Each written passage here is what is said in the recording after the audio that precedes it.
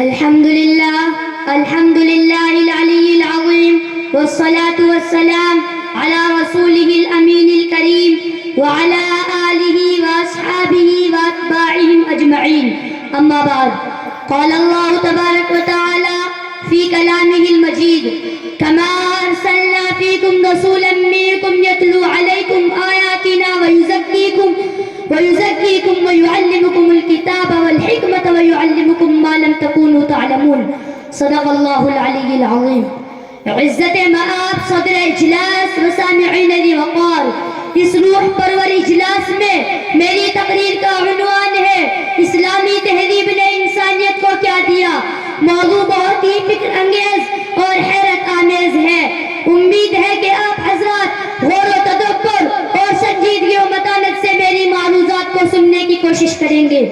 حضرات، 6 صدی عیسوی میں جب پوری دنیا پر ضلالت و جہالت کی تاریکی چھائی ہوئی تھی، انسانیت کو زندہ رکھنے کے احساسات مردہ ہو چکے تھے، ہمدردی اور غمخواری کے تمام دروازے بند ہو چکے تھے، ایرانی تہذیب معاشی و اقتصادی زوال کا شکار ہو چکی تھی، یورپی قومیں خونی سمندر میں ہچکولے کھا رہی تھی، رومی سلطنت تمدن انسانی کی شاہراہ سے منحرف ہو چکی تھی، ہندی تہذیب معاشی و اقتصادی زوال کا شکار ہو چکی تھی، یورپی قومیں خونی سمندر میں ہچکولے کھا رہی تھی، رومی سلطنت تمدن انسانی کی شاہراہ سے منحرف ہو چکی تھی، ہندی تہذیب معاشرتی اور اخلاقی نقطۂ نظر سے کوسوں دور جا چکی تھی.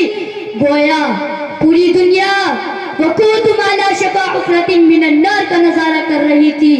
ایسے وقت میں ضرورت تھی ایک ایسے قائد کی جو سابقہ تمام تہذیبوں کو ختم کر کے ایک مہذب معاشرہ کی تشکیل کرے، انسانوں کو انسانیت عطا کرے، ان کی عزت و وقار کو بلند کرے، انہیں زندگی کے اصول و ضوابط سے روشناس کرائے. چنانچہ خداوند قدوس نے نبی امی محمد عربی صلی اللہ علیہ وسلم کو مبعوث فرمایا، جنہوں نے قلیل عرصے میں انسانیت کو نئی زندگی، نئی روشنی، نئی تہذیب، نیا تمدن اور نیا معاشرہ عطا کیا. برادران اسلام، آپ اقوام عالم کی سابقہ زندگی کا مطالعہ کریں، ان کی اخلاقی و اقتصادی اور معاشی و معاشرتی حالت کی داستان پڑھیں اور اسلامی تہذیب کی روشنی میں ان کی موجودہ زندگی کا جائزہ لیں تو آپ کو معلوم ہوگا کہ ننگے انسانیت کو فخر عالمیت بنایا تو اسلامی تہذیب و تمدن نے، صرف نازک کو شرافت و عظمت کا تاج پہنایا تو اسلامی تہذیب و تمدن نے صحرا وردوں و شتربانوں کو قیصر و کسریٰ کے محلات میں پہنچایا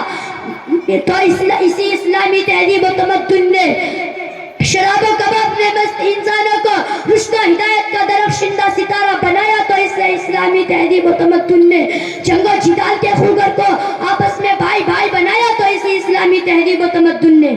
مفکران قوم و ملت آج پوری دنیا میں اسلامی تہذیب و تمدن کے خاتمے کے لیے ناپاک مہم چلائی جا رہی ہے. اسلامی کلچر اور روایات کو مٹانے کے لیے سازشیں ہو رہی ہیں اور ہمارے ہندوستان کی حالت ہی کچھ اور بنی ہوئی ہے. اس دور کا نقشہ الٹا نظر آتا ہے، مجنون نظر آتی ہے، لیلا نظر آتا ہے کا مصداق بنا ہوا ہے. ہم پوچھنا چاہتے ہیں کہ اے دانشوران قوم، اسی ہندوستان کے اندر جب تم حیوانیت کی زندگی گزار رہے تھے، جانوروں کی طرح برہنہ گھومتے تھے، شوہروں کے مر جانے پر عورتوں کی چیتائیں جلاتے تھے، پتوں پر کھاتے تھے اور جنگل جھاڑیوں میں رات گزارتے تھے، تو آخر وہ کون ہے جس نے تمہیں جینے کا سلیقہ سکھایا اور معاشرت کا طریقہ بتایا؟ اے چنگلستان ہند کے عندلیبوں،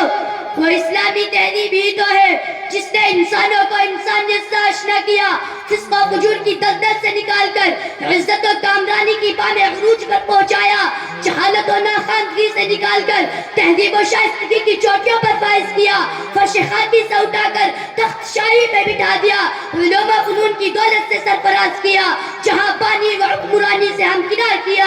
عزت و دولت سے مالا مال کیا، عورتوں کا مقام بلند کیا، ماؤں کو عظمت کا تاج پہنایا، بیویوں کو الفت کی دیوی بنا دی، بہنوں پر شفقت کے خون نشاور کیے اور حیات انسانی کے تمام تقاضوں کو پورا کیا. برادران ملت، اسلامی تہذیب نے انسانیت کو وہ قیمتی ہیرا دیا ہے، وہ بیش بہا دولت عطا کی ہے جسے غیر اسلامی تہذیب تا قیامت پیش نہیں کر سکتی. الغرض، انسانوں کے اندر اگر کمال آیا اخلاق و کردار کی بلندی آئی، زندگی کی حلاوت و لذت نصیب ہوئی، تو اسی اسلامی تہذیب و تمدن کی بدولت آئی۔ میں انہی چند باتوں پر اپنی تقریر ختم کرتا ہوں۔ وآخر دعوانا الحمدللہ رب العالمین۔